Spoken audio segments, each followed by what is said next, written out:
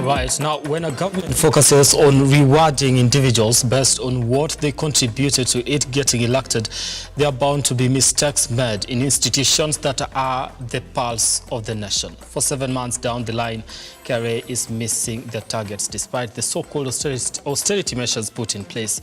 Now, there has been a call and we are rallying behind it. The president needs to crack the whip at the authority. It is the 10th of April. Thank you so much for making time for the program tonight. My name is Brian Amwai. Our sign language interpreter is Josephine Ouko. We do invite you to be part of the program tonight by engaging us on our socials. That is at Amwai Brian on Twitter, at Lookuptv. The hashtag we are using this night is Lookup News. We are also live on Facebook and on YouTube. You can be sure to send your feedback there. Tell us where you are watching us from, what you think about the stories that we are running today, and we'll be able to sample your feedback as we continue with the program tonight. These are the top stories tonight.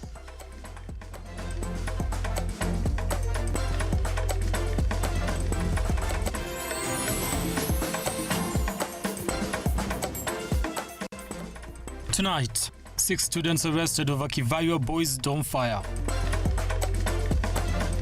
6 months into power, is RUTO's government in a crisis? Pundits weigh in. Also tonight, Rwanda's Paul Kagame leads in commemorating 29th anniversary of genocide. And we tell you a success story of how a visually impaired pastor drives an initiative to help young men drowned in alcoholism reclaim their lives.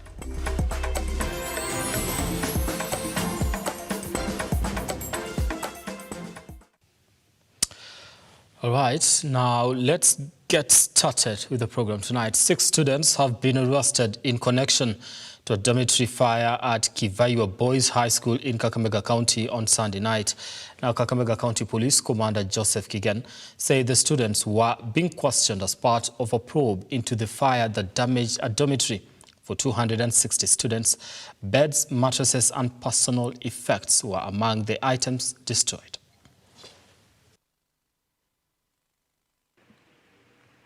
The situation at KIVAYWA Secondary School in Kakamega County after yesterday night blaze that consumed almost everything within the school's dormitory.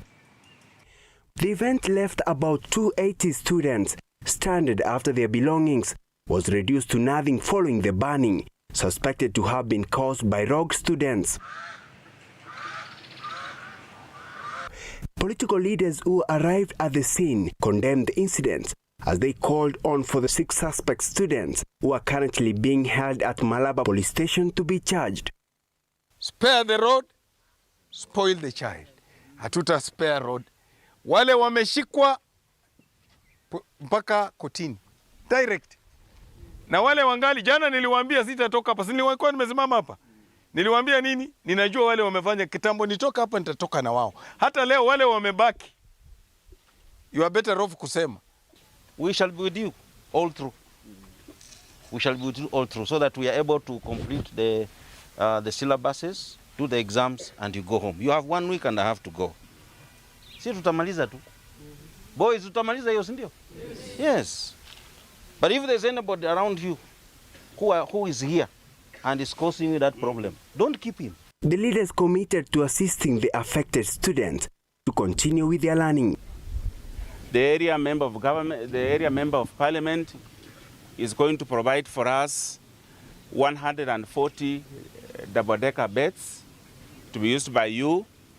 The school is also going to provide for you uniform, those who are particular. 6 students have been arrested. They are in the cells because police investigation indicates that they were the main culprit. We are going to force the parents of those students to contribute towards the construction of that dormitory. Yeah. We are not going just to leave it every time you leave it on leaders. So parents will meet part of the cost of construction of that building. We are not going to leave it to CDF alone. We are not going to leave it to the county government. According to the parent, this is the 3rd occasion in the school. Idi mara 3 kuchoma. Na kuna inside job watu wa village hapa wana collide na watoto hapa kuchoma shule. Jana nasikia MP alikuwa hapa akafukuzwa na watoto wa shule usiku. Gari yake ya mbele kioo imevunjwa, ya nyuma imevunjwa. gari imepelekwa police station. Nataka kutuambia kianzo mzuri ya watoto kufukuza hata MP wa hapa. And we just want to say this school, the performance is improving. Let us keep the tempo. In a different occasion in the same county of Kakamega, St. Peter's Secondary School is also counting losses after its dormitory went in flame in unclear circumstances. Shedra Kareria, Lookup TV. All right, now public servants should brace themselves for tougher times ahead if the statements from government officials are anything to go by. Now the statements and delay of salaries are raising questions on the real state of the Kenya Kwanza government and if at all it is in a crisis. Kenya Kwanza government economic advisor Devin D and Deputy President Rigathi Gachagua and the latest Treasury CS Njuguna Ndung'u have all pointed at the situation, admitting it is a struggle. So, is the government in a crisis? Tonight, we take a look at just where we went wrong. The government is not in crisis. It's just that the country is the one in crisis because we do not seem to have a driver on our seat. It has been a subject of debate that has taken center stage in the country, with the government officials all hinting that the government is struggling to pay salaries. Public servants from the IEBC to the Kenya Broadcasting Corporation and also members of parliament are all waiting for salaries whose remittance day is not yet clear. Deputy President Rigathi Gachagua says the revenue collected is not enough to serve debts and pay salaries, with late last week economic advisor to the President Devin D saying the cash crunch has forced them to prioritize important issues which include servicing of debts. But just how did we get here? We spoke to analyst Robin Karani. I believe from the beginning they were not so sure of what they wanted to do. Now they have made 2-3 steps. The things that get to excite the crowd, they try to pump money in those things that entice the crowd and all that. But they have not been able to understand or master the ways and the workings of the government and how to deliver on their promises. So that is their biggest problem. They can be uprooting everything that was done by the previous, but you know, in some instances, if you actually had a plan, you would be uprooting and planting something that is worthwhile, and we would be waiting for that. But now as it stands, it seems to be a catch-up situation. We are wishing that we had a proactive government rather than a reactive government. Blame has, however, been shifted, with those getting it being the former regime. Well, now we have a government that reintroduced taxes on M-Pesa, on internet banking, so we were hoping they are collecting enough from this. And then all of a sudden, what is being claimed by the counties to pay salary is around 90 billion. What is being claimed by other state agencies around 200 billion. That means their collection of 2 months can actually fund all these institutions at a go. Treasury requires about 50 billion monthly for civil servant salaries and another 8 billion for payment of pensions. Several staff working in ministries, departments and agencies have been affected by the delays, with most going for Easter holidays without pay. Recently, the opposition blamed the KRA for the lack of funds, accusing the taxman of diverting funds collected. In a letter, Minority Leader Opiyo Wandayi called for the audit of KRA. As of this evening, KRA released a statement clarifying the issue. The KRA said KRA has invested in modern technology which works efficiently as the revenue collection and settlement system from source to the exchequer. With this in place, there is no room for revenue diversion as strict surveillance plugs revenue loopholes. Year to date, KRA has kept pace with revenue collection compared to prior year's collection.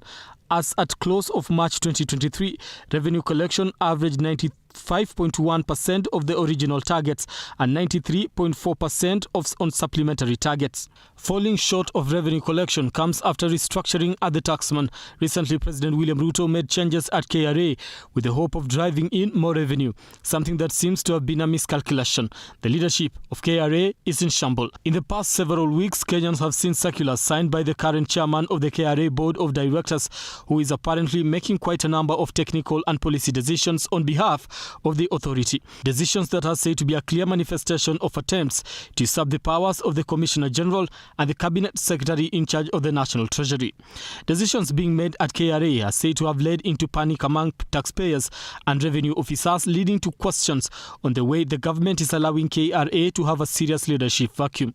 Meanwhile, the revenue officers cannot make technical decisions on matters that subjects on the chairman's circular for fear of reprisal. The implications are that a lot of revenue is locked up, awaiting the Commissioner General's nod. The CG, on the other hand, cannot make certain critical decisions without the express authority of the chairman. Rispa Simiyu is the acting Commissioner General following the exit of Mburu Gidi. Right, now tonight Kenyans react to Deputy President Rigathi Gachagwa's sentiment that government is broke, that they are unable to pay the civil servants because of the then handshake. Listen to what they had to say. Sababu sasa sisi wananchi ndio tunaumia, sababu tunataka kila kitu, tunataka vitu ya kukula, tunataka kila kitu irudi chini. Na sasa wanasema hakuna pesa. Sasa sisi kama hakuna pesa, serikali haina pesa, mwananchi atatoa pesa wapi? Na serikali anatafuta pesa ndio anasaidia wananchi. Lakini Mungu akijaribu, hii serikali si kuenda miezi mingi. Tukinyamaza kabisa itakuwa mzuri. Hakuna pesa. Hata RUTO huyo anasema ati hakuna pesa, anajua. Mtu mwingine anasema asubuhi, sijui ni asubuhi au ni juzi, ati RUTO anasema na malikuwa na Uhuru.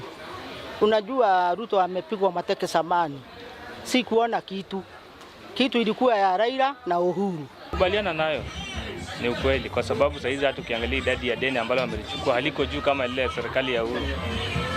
Wamejaribu kulipunguza deni, hasa kwa mara mingi pesa ambayo wanapata wanajaribu kuziba lile deni. Kwa mimi naona kweli nchi yetu tunaumia kwa sababu ya hayo maneno. Pesa iko mingi sana. Mingi. Sasa ukiangalia saa hii unaweza ona kuna barabara zinajengwa, kuna manyumba zinajengwa na huku. Si alifungua sijui manyumba zingine zinajengwa na hapa hivi. Hapa sijui Pangani sijui wapi. Si bado zinaendelea kujengwa. Sasa wanatuambia hakuna pesa. Hiyo pesa ya kujenga hizo zinajengwa wapi? Kuna barabara inaitwa Maumau huko bado inaendelea kujengwa. Hiyo pesa ilitoka wapi? Wanatuambia hakuna pesa haja. Mingi.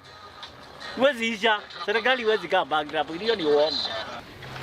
This comes at a time when the country is facing a myriad of economic challenges. But the big question is the problem the outgoing government or is the ongoing government? Innocent Ogaro, Lookup TV. Right, that man says pesa iko kwa wingi, serikali yezi enda bankrupt.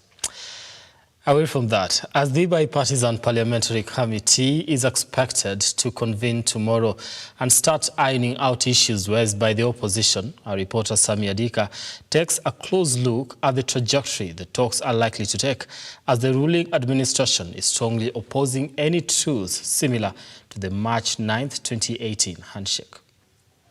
As Odinga's ultimatum to the RUTO-led administration to address issues raised by his team is almost elapsing, the bipartisan parliamentary committee from the two houses is expected to start discussing the issues and find a lasting solution, as proposed by President William Ruto.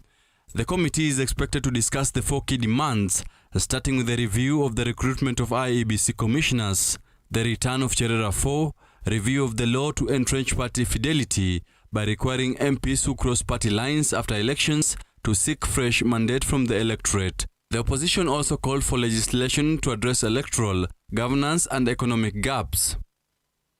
With the recent turn of events, the question that arises is, will the talks turn out as expected, since Deputy President Rigathi Gachagua, speaking at his hometown on Sunday, dispensed any conversation with Azimio leaders until they publicly acknowledged Ruto as the president? Before we can even agree to even talk to him, he must first acknowledge in public that President William Ruto is the president of Kenya. So the issue of us having a discussion does not even arise, because he says he doesn't recognize William Ruto as president. So how do you talk to somebody who doesn't recognize your legitimacy? With Odinga also raising a warning that if the talks hit a rock, his team will resume demonstrations that were earlier suspended. Should there be no meaningful engagement or response from Hon RUTO to our counter offer, we resolved to resume our demonstrations after 1 week. Then, to what extent will the talks be successful? Samia Dika, Lookuptv. Now, across the borders, President Paul Kagame led Rwandans in commemorating 29 years since the deadly Hutu-Tutsi genocide that led to the death of over 500,000 Rwandans.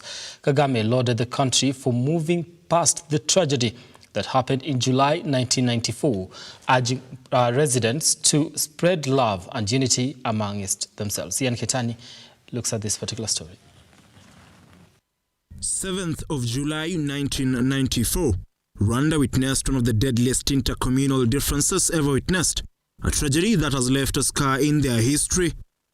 This is after the Hutu, who were the majority, maimed and butchered the Tutsis, who were the minority in Rwanda, in what is famously known as the Rwandan genocide. During the genocide, anyone with roots to the Tutsi community was brutally murdered by gangs who were allegedly funded by political leaders, with cases of gangs raping mothers and young girls before killing them being reported. At least 500,000 people lost their lives during the attack on the Tutsis, with over 2 million of them fleeing to DRC Congo. 29 years later, Rwanda marks the commemoration of the genocide dubbed Kwibuka 29, with President Paul Kagame leading the nation in remembering those who lost their lives. Rwanda has transformed itself. Unity, being together, is the foundation of everything we try to do. From the beginning, we understood the need to cultivate and preserve a spirit of oneness to give us hope for a better future. With the political leaders who were involved in the genocide arrested few years later after the tragedy, others dying in prison without trial, President Kagame has urged the younger generation to learn about the past, to lead with clarity and accountability. Genocide denial is a dangerous and deliberate attempt to block the truth. We must fight revisionist ideologies because they are easily passed on from generation to generation. We must fight denial because that is how history repeats itself. Kagame was been credited with reviving the country's economy and helping the country move past the tragedy, emphasized the importance of remembering the genocide against the Tutsi and honoring the sacrifice of the survivors and those who lost their lives. We need to encourage young Rwandans to learn about our past so that they can lead with historical clarity, but also with a sense of responsibility and accountability.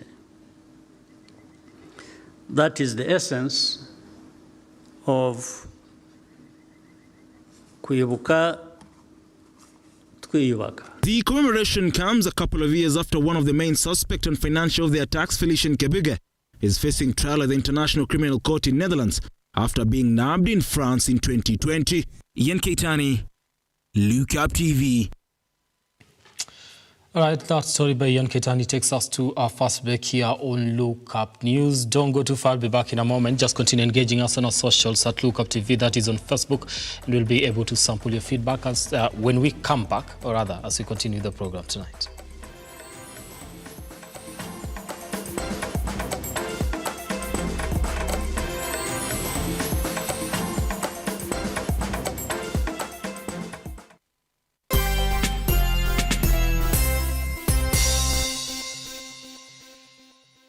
Why Malindi. Any idea why the A-list celebrities, politicians choose Malindi as a destination? Is it the sandy, spotless white beaches, the rhythmic, relaxing oceanic waves, or is it the great potential investment opportunity that Malindi has to offer? Dagbalans, we are here with a variety of projects from as low as 99,000 shillings. You get an eighth of an acre with ready title deeds. Book your plot today with only 35,000 shillings and get a free return air ticket. Be the next investor in Malindi with Dagbalans. Call us now on 0740 888 111 or 0740 888 222. Dagbalans. We promise, we deliver. Why wait? 20 Malindi. Are you looking for a renowned institution of academic and professional excellence to kickstart your career? Then join KIPS Technical College, a top NEC, CASNEP, NITA, HRMPEB and KISIM examination center in Kenya, fully accredited by TVET Authority. We offer high-quality hands-on training in engineering, hospitality, tourism, journalism, ICT, business, accounting, hairdressing and beauty, health sciences, community development and foreign languages, and have placed over 26,000 graduates in employment since 1994. Admissions for April intake is ongoing. Call 0720813113 or visit any of our 6 campuses located within Nairobi. KIPS Technical College, your sure path to success. We as Novena United Circle are a society that is able to provide a platform for business startups by providing financial aid to members and creating a platform to accumulate their savings. We look for small business entrepreneurs who are starting a business venture and provide the best opportunity to expand our business niche and turn it into something big. For more information, call us on 0768 757 956 or WhatsApp us on 0734 832 430. Novena United Circle. Tuungane pamoja.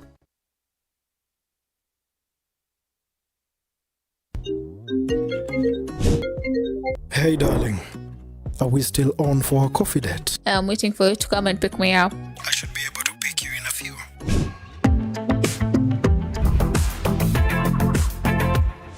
It's a coffee yogurt date? It's not just a yogurt, it's royal coffee yogurt.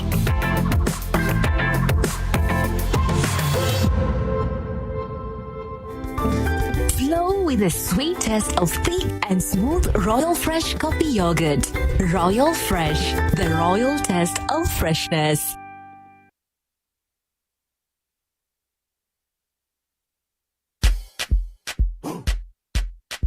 Sensei Institute of Technology is the home to the best practical courses, giving you a hands-on experience to handle the world. A place to be. For you to join us, ensure you have your national ID card and be ready to enjoy the ride. Sensei College, my skills, my future.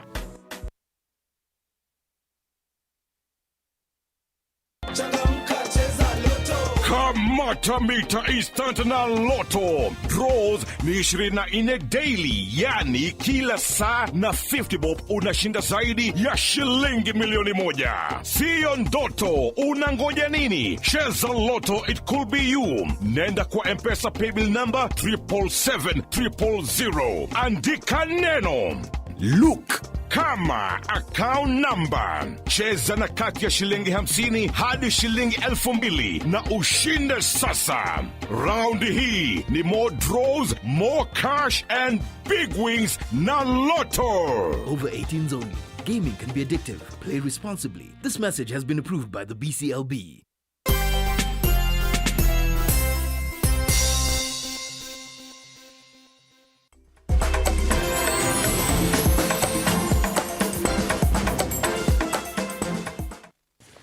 Now, thank you for staying with us here on Lookup News. Moving on, the Orange Democratic Movement, ODM Party's National Election Board, has dismissed the appointment of Kakamega Governor Fernandes Baraza as the new Kakamega ODM chair. Now, through a letter addressed to its members, the board stated that it did not approve the appointment. Shadow Kareria now reports. A day after his appointment as the new Kakamega County ODM party chairperson, waliamua ya kwamba FCPF Fernandes Baraza atakuwa mwenyekiti wa chama cha ODM Kakamega County. Mimi kama gavana wenyu ambaye ni wa chama cha Azimio, I want to accept ile uongozi ambao nimepewa na machairman wote ambao waliangalia katiba ya ODM which authorizes them to elect a chairman, and I want to commit, nitafanya kazi tukishirikiana kwa karibu sana na party leader wetu ambaye ni Raila Amolo Odinga.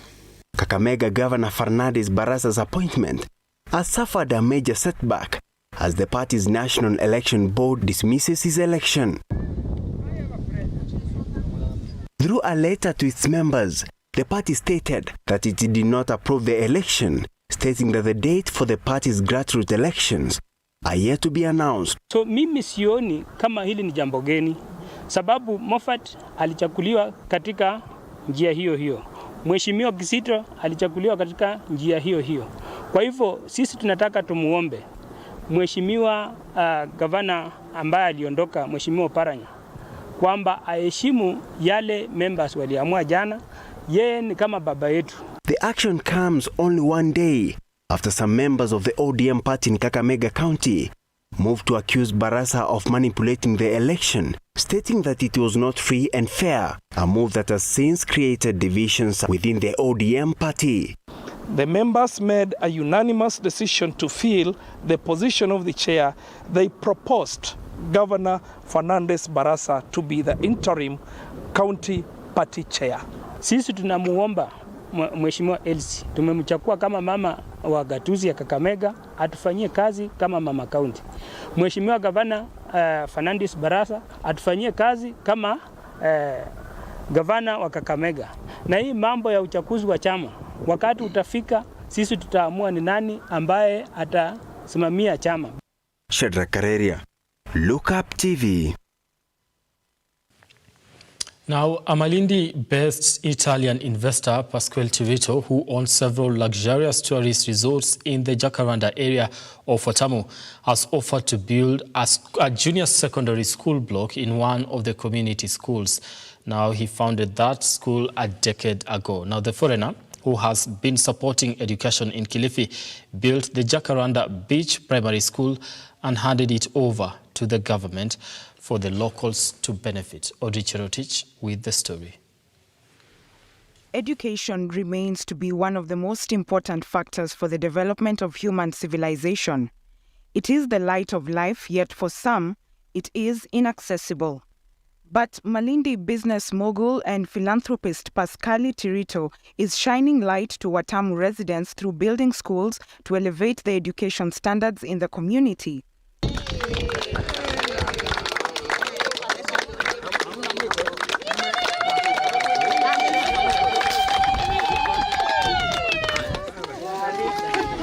Speaking during the groundbreaking ceremony, Tirito, who is the chairman of Jacaranda Beach Resort, said the projects are being funded by his family to help the community access education.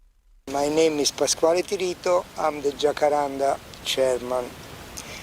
So, as Daniele, my son, say, this is continue the project from the primary, and now we are starting the secondary, because community ask me. I don't do the school because one day I think that I have to do a school. No. I asked the community 2-3 months back during the election time what the community really need in the area, and the community required a secondary school. Now the project begin with the 3 classrooms, toilet for girl, boy and teacher, There are also laboratory, all what is required. He said the project will be complete in 3 months, after which the plans for the construction of the dispensary will kick off. And after, when this project will completed, I think 2-3 months, the third step in this area is a dispensary.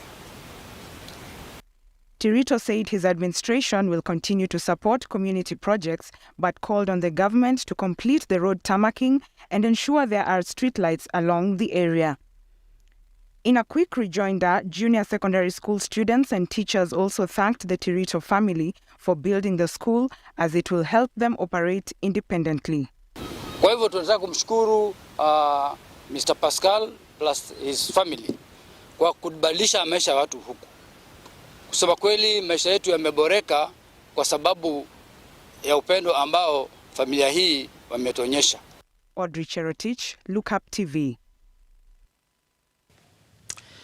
Now, away from that, at least 950 needy Muslim households from the Somali community in Isiolo have received food to see them through the remaining days of the holy month of Ramadan, courtesy of former Mombasa Governor Ali Hassan Joho and Nairobi County Chief Officer for Finance, Asha Abdi.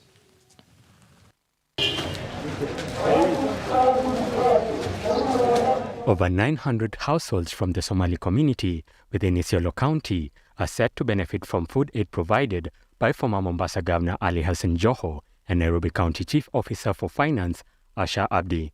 According to the organizers, the food aid will be distributed through the Isiolo Somali Council of Elders, who were tasked to identify the most vulnerable members of the community through the remaining days of the holy month of Ramadan. Pata chakula ya nyumba karibu 950, 950 homestays.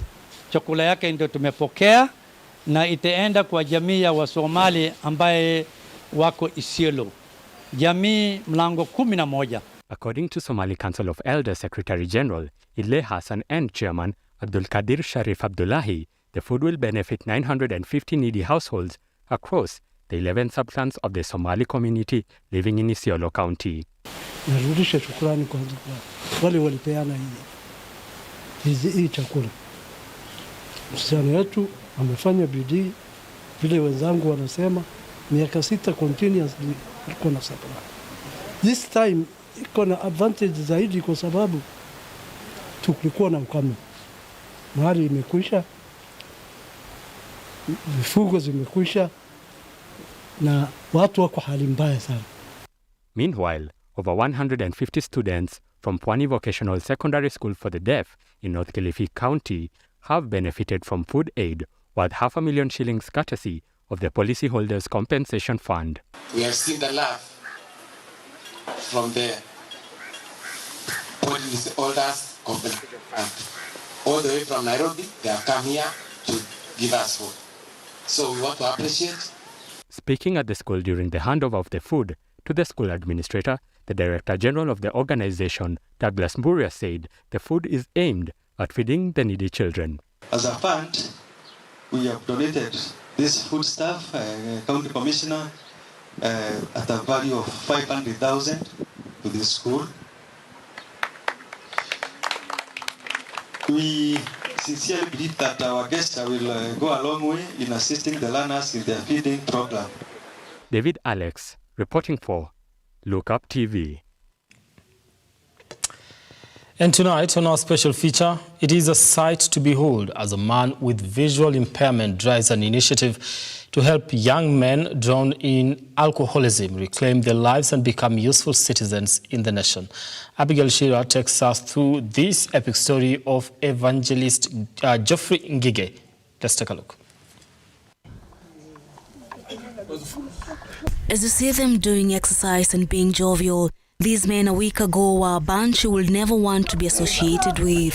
The stench from alcoholism, dirt and sweat that had created a new skin on them will send you running miles away. But as it is said, there is always hope for a tree that has been cut, and Evangelist Geoffrey has given himself to water these ones. With his walking stick, one would confuse him for just a regular man, but with this young man, he has become more than that. With the help of a dietitian and a cook and a man who was more than willing to give him a prayer center to run this course, Mr. Geoffrey has been able to deal with the first bunch. Kutoka Disemba, mwisho wa Disemba na kazi hiyo, na tukaendelea tukaingia Januari, na tulianza na 4 na waliendelea kuja, wakaja wakafika 40, wakafika 50, 60, 70, hata wakati mwingine walifika 100 na Mungu ni wa ajabu, na tumeona miujiza ya Mungu, maana hakuna wakati waliokuja wakakosa chakula. Kila sapa wanakuja jioni na tunawapatia sapa na tunawapatia neno, na ndipo tukaona ni vizuri tuweze kuona ni akina nani miongoni mwa hao wanaotaka kabisa kuacha pombe. Walijitolea watu 20 na wakasema kabisa wanataka kuweza kuacha pombe. A push to see these men become something in future is what fuels him to continue with this program. Walikuwa wananuka vibaya sana, walikuwa wachafu, lakini walipoingia hapa, hata wengine waliowaona hapa walikuwa wanashangaa, sasa hawa ni watu kutoka wapi? Lakini saa hii ukiwaona, na naamini utawaona hapo vile walivyo, Mungu amefanya maajabu. The process to rehabilitate them and put them on diet to detox from the alcohol, he got a dietitian for the job. Sasa tunawafundisha juu hizo vyakula ambazo wamezizoelea, na kando na kuwafundisha, tunawafundisha zile wanaweza kutumia badala hizo, na zaidi ya yote tunasaidia kutumia zile vyakula ambazo Mungu ametupatia zikuwa katika aina ya vinywaji kama juices za boga za aina tofauti tofauti, na pia kuna chai ya aina tunawatengenezea inaotokana na vitu ambazo Mungu ametupatia za kiasilia, zile ambazo akikunywa kama ni chai asubuhi, hiyo hamu inamuondoka. Mr. Charles Njoroge explains the encounter with Evangelist Geoffrey and how he agreed to have such a program run at his prayer center. This is a group that we have never, I had not had an association with them before, or people saying that, that they have such a group that they would like to minister to. And I felt cherished, and I felt that it's a group that I would like to partner with. They all have a positive vision for this program, only with a few helping hands here and there, and maybe, just maybe, they will reach a bigger team. Mpango wetu na maoni yetu ni kama ingeliwezekana tuweze kuwakanyangisha hatua kama vile tumekanyangisha hata tangu Disemba mpaka mahali tumefikia saa hizi. Wengi wamekiria kwamba hatarudia pombe tena, na tumehakikisha hatarudia, kwa sababu zile vitu tumewapatia katika wiki kula na kunywa, tunaamini kwamba ziko na uwezo kwamba hatarudia pombe tena. A few of the beneficiaries of this program cannot hide their appreciation in their testimonies. Narudisha shukrani sana kwa watu wa Pastor Willy na church yenyewe, na hata kushukurani kwa Mungu, unaona, kwa sababu amenitoa mahali kwa giza, unaona, na amenifikisha hapa. It is not a question of how a man who cannot see the light is leading others to it, but it is a reflection of what humanity is all about. A helping hand, a nurturing heart, and a willing spirit to see the world become a better place. For Lookuptv, my name is Abigail Shira.